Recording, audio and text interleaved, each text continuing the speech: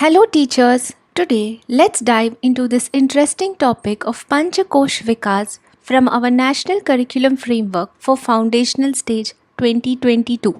The Panchakosha theory tells us that the human body comprises of 5 layers acting as a casing over one another. The 5 layers are Annamaya Kosha, Pranamaya Kosha, Manomaya Kosha, Vigyanmaya Kosha and Anandamaya Kosha, going from the innermost to the outermost layer. The NCF suggests that holistic development of a child can happen by nurturing each of these layers.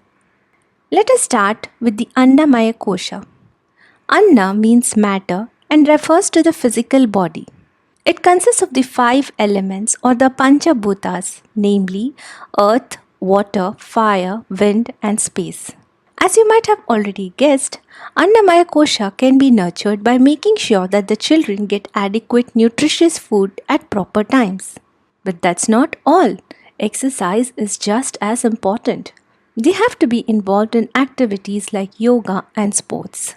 Another important and often overlooked point here is that young children need a lot of movement and shouldn't be burdened to sit for long periods of time. When do our children sit for so long? Yes, in our classrooms. So, teachers, it's time we include more movement and jumping around even in our regular maths and language classes. Now, let's move on to the Pranamaya Kosha. Prana is the energy that flows to all the cells of our body.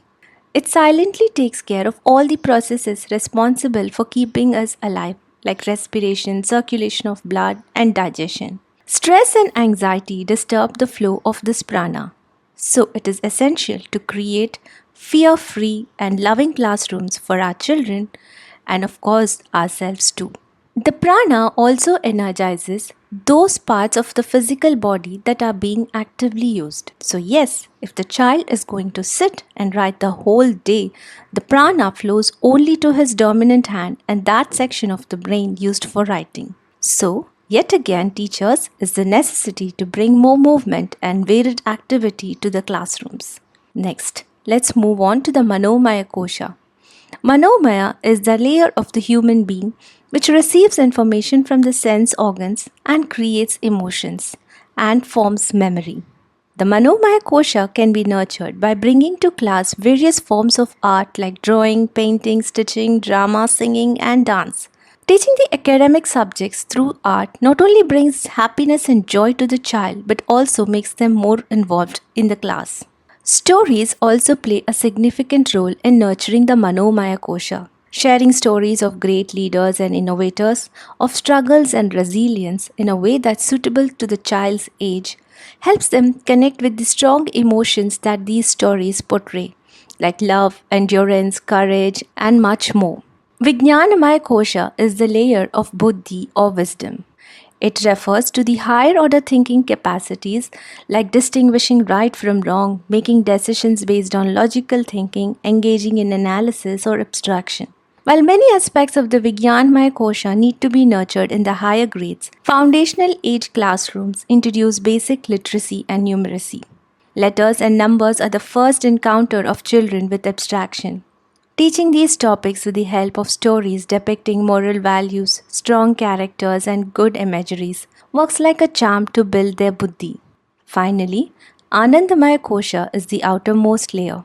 Anand refers to bliss and is nurtured by immersion in beauty. Allowing children to spend free time in nature and allowing them to explore color and music helps in bringing this bliss to them. Another important aspect here is to instill in them a reverence for everything that's around, be it their friends and teachers or the little worms and birds in the garden. Also, build in them a practice of taking care of the small things that they use, like the crayons, toys, and books. Build in them a feeling of gratitude by teaching them to pray before eating their food and thanking nature or God before the start or end of the day or any activity that they do. Finally, young children learn most by watching us. So, yes, it's on us teachers to model for them to live with love, compassion, and gratitude. Thank you.